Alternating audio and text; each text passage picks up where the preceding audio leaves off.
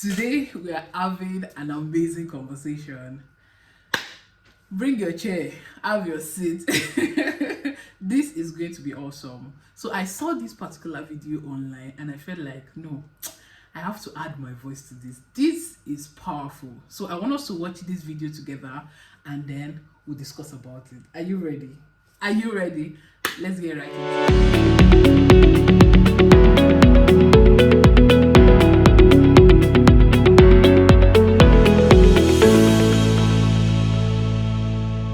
Just stay right here and face the audience for me, please.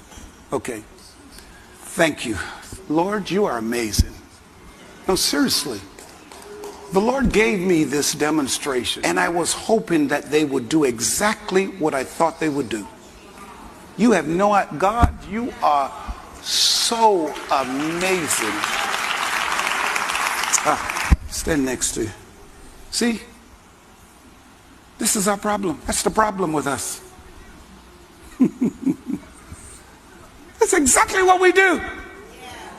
That's exactly what married people do. And we call this a family because the kids are in the middle.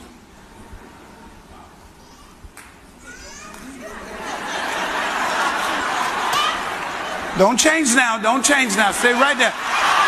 Don't be pulling him over there now. No, you done messed up long time. Don't be pulling him over there now. This is our problem. Come here, kids. Stand over there for me, please. Before they existed, you were one. You were one. And God never meant for your children to come between your union. That's where you're messing up. That's why when the kids grow up and they leave and they go to college, you are two strangers. Because you don't even know each other. Because the kids were always between you guys. You're out of order. It's the father, the mother. And at no given time, God wanted the children to come between you. That's not his will, because what happens now, you become attached to your daughters, and before you know it, detached from each other. So what happens when the children grow up, they go separate ways. Please continue to walk that way. They go separate ways. Here's the struggle. There's such a gap, huge gap, that turns into fighting at each other, arguing, because you are dead strangers. When this is how God wanted this to happen in the first place. First child comes. Still a family. Still a family. He's head, she's supporter. So happens a daughter comes in. And notice, the daughter is not between them. The daughter is beside them. Where are your children? Are they beside you in the family structure? Or are they between you and the spouse? The second one comes. She comes beside.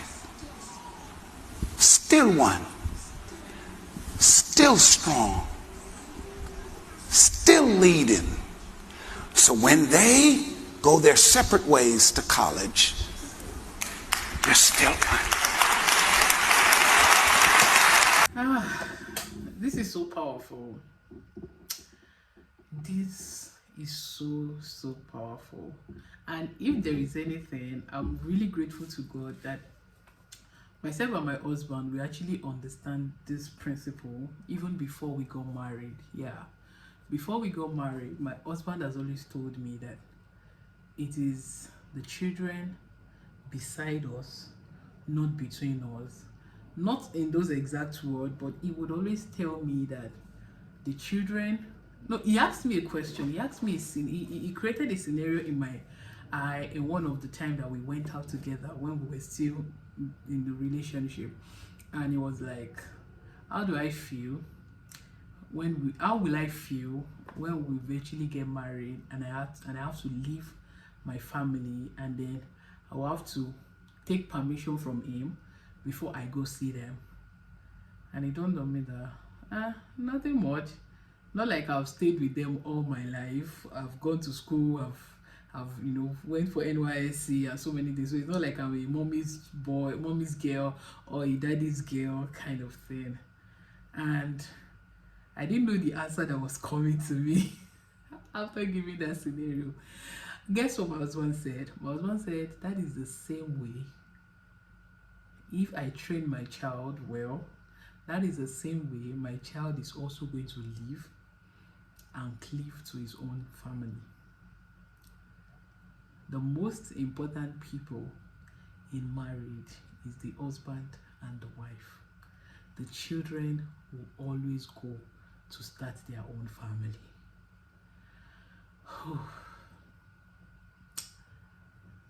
I took a pause for a moment. Like, my husband is so blessed. He's a very, very wise man. And I can listen to him talk, or even when he's preaching, I can listen to him preach for as long as forever, because that man is full of wisdom and revelation. It took me some moment to soak in what he said, and it just dawned on me that that is actually very true. A number of people, a number of parents, most of our parents, especially the last two older generations, you would see that, our parents and the generation of our grandparents, you would notice that there is this gap the moment the children, for some of them, the moment the children like find their way and they probably get married or go to school or something, you see that they begins to you begin to see like a gap between them, because they've devoted their life to the children. They've devoted not just their life, even their marriage to their children. That every conversation is now about the children. Without the children, there is no conversation. There is nothing to talk about. So now that the children are okay and fine on their own and living life on their own, they find it difficult to maintain intimacy, to maintain communication, to maintain closure, because the last 20, 25, 30 years of their marriage has been about the children. And that is the mistake I don't want to make in my own marriage.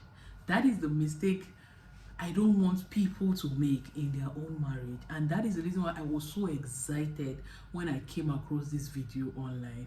I was super excited, because I feel we need to talk about this. A lot of people need to hear this. You will hear some people say, "Oh, my children comes first, my children."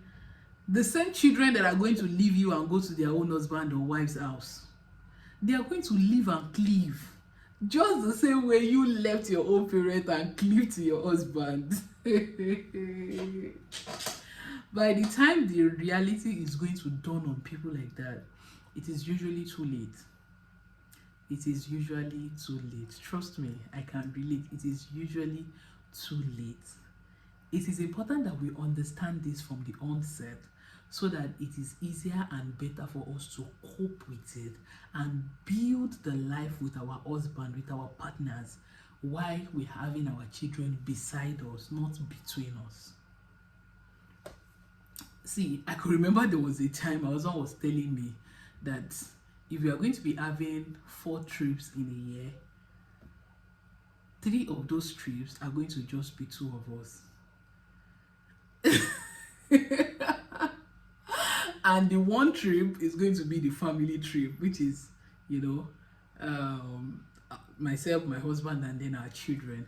And then I'm like, no, now let's even make it half out. He said, no, one day till they get married, they should build life with their own family. Let me enjoy the wife of my youth. And I just really thank God for such a partner. And not even just my husband. I could remember in one of the interviews that I had, I don't know, by the time this video will be out, I don't know if you have seen it or not, one of our guests for Motherhood and Career series, she mentioned that most of the time it is her husband that books trip and say, oh, we are going for a weekend getaway, oh, we are going on a vacation, just himself and his wife. Because see, the children will grow up and go. They will live and cleave to their own children, to their own family. They will start their own family. The two most important figure in that marriage is you and your partner after God. So it is important that you build life with your partner, having your children beside you, not between the two of you.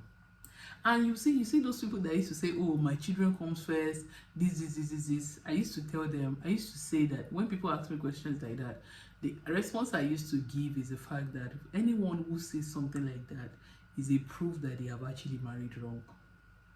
Is either they married wrong or they are the one that is wrong. It's a two-way thing. For people saying things like that, it is probably out of odds that they have experienced or the odds that they are experiencing on somebody else's behalf. Do you know that statements like this come from people that are not even married yet? But because they saw that this thing happened to somebody that they know, then they imbibed it into their life. I'm not going to say anything, but let me say this: borrow yourself sense. It is very, very important. Some people will say, oh, marriage is this, marriage is that, based on somebody else's experience. Somebody else had an accident. Why are you still entering a car? You should, because of that, say, no, I'm not traveling by car, or I will only be trekking anywhere I'm going in the world. Most of the time, we try to soak in other people's experiences that we even forget the future that God has for us as a person. I understand it is good to pick lessons, but you should not now make it the sole responsibility of your life to say, oh, because this person's husband did this, then your children. No matter how you try to make your children love you, care for you, they will not, because of you, and not get married. They will, as much as I love my parents so much, I still left them in Ekiti and followed my husband after the wedding to Lagos.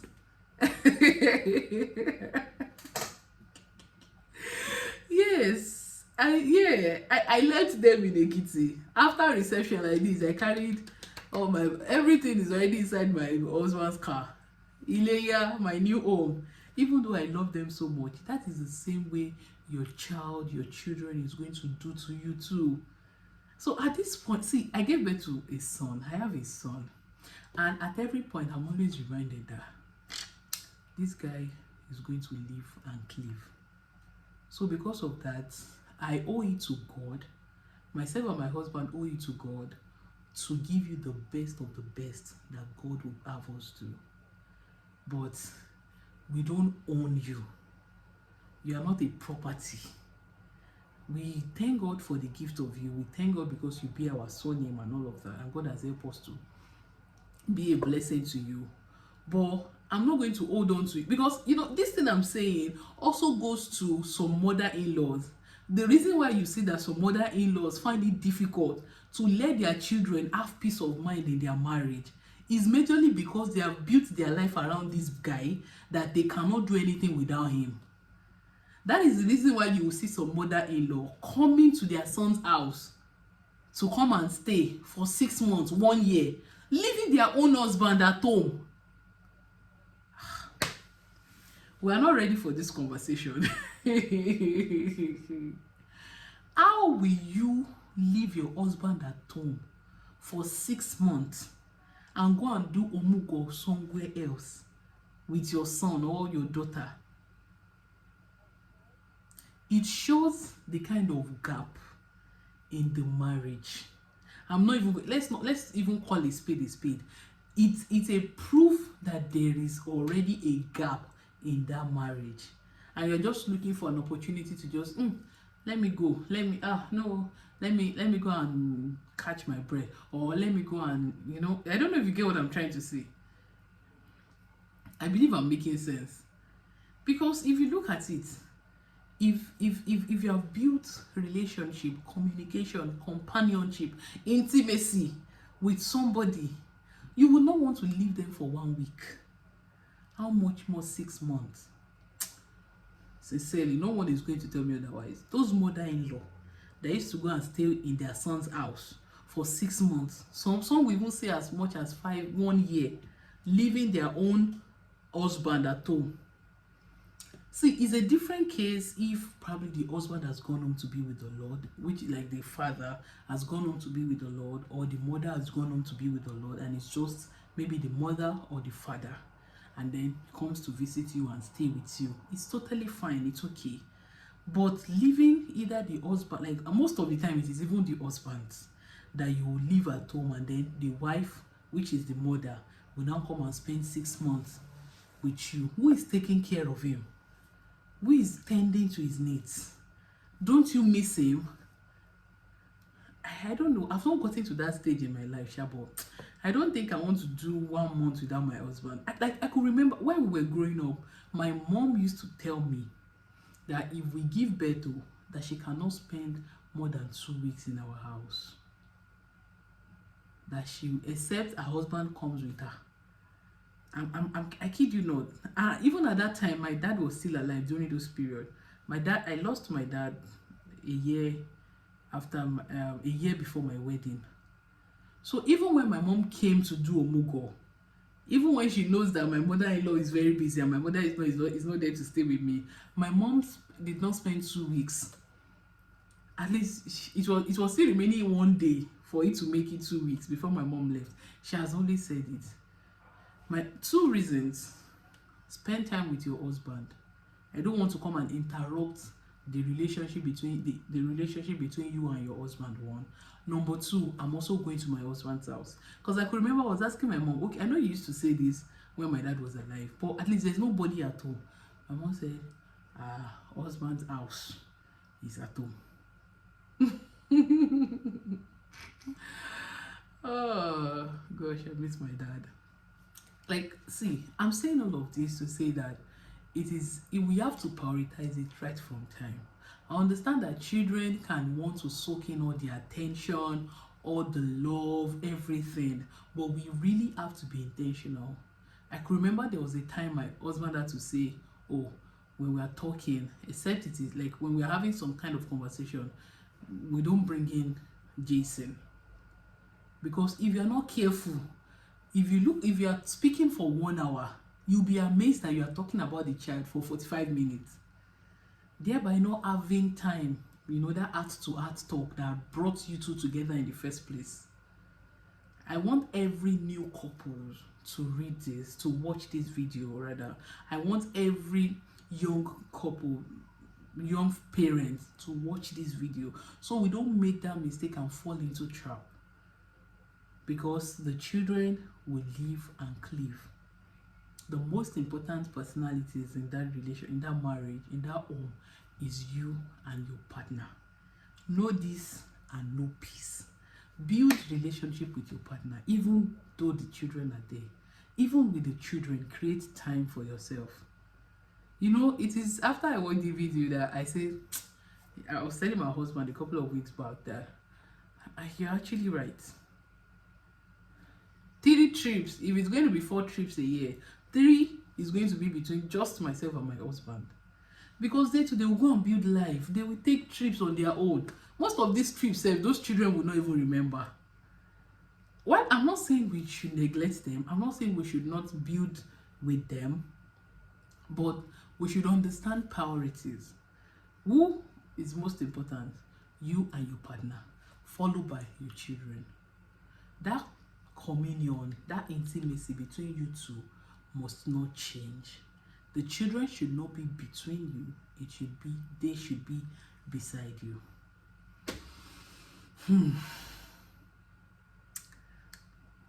It's a lot to think of. It's a lot to think about rather. It's a lot to soak in, but I'm really trusting God that God will actually enlarge this in our heart and help us to understand and also do better. If you have not subscribed to my channel, this is the part where you subscribe. Subscribe to my channel. Let us grow together. Thank you guys for watching. I'll see you on the next one. Bye.